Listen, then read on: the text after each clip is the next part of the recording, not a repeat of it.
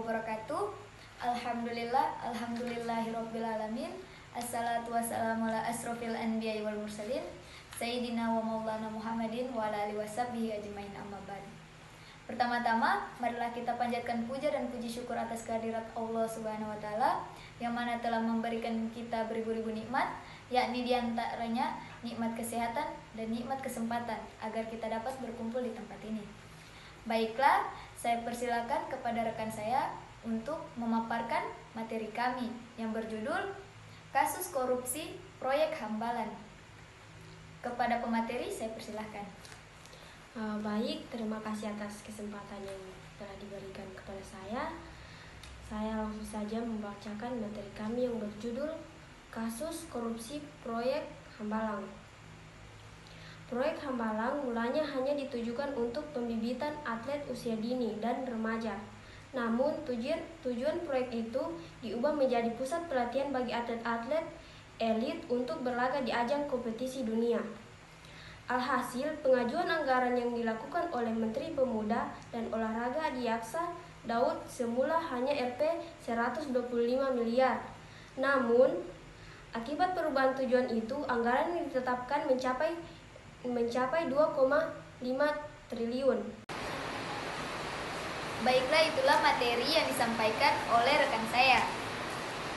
Di sini rekan saya menjelaskan bahwa kasus proyek Hambalan sudah terselesaikan dan proyek Hambalan mulai terbengkalai sejak 2011 setelah kasus korupsi terungkap. Namun, kemungkinan proyek Hambalan ini akan berlanjut untuk menjadi lokasi pelatihan nasional atlet junior dan senior.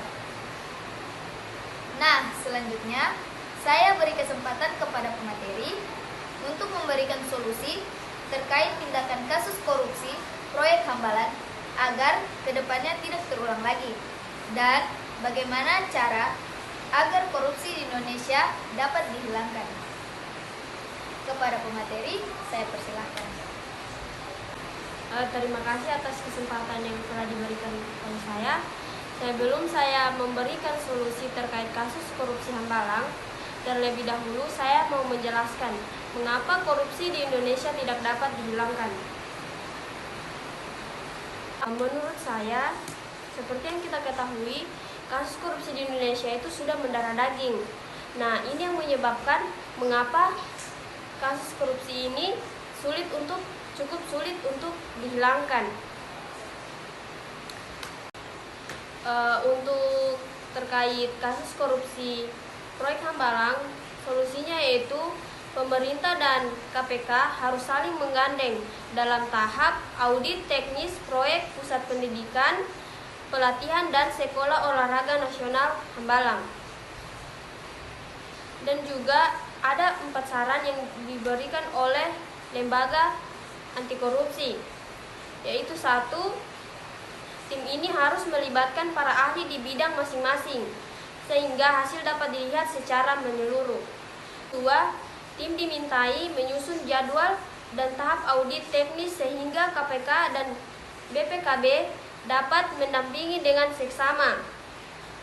Harapannya agar setiap kerja terstruktur. 3. KPK meminta agar pemerintah memperhatikan korupsi dan kualitas pekerjanya.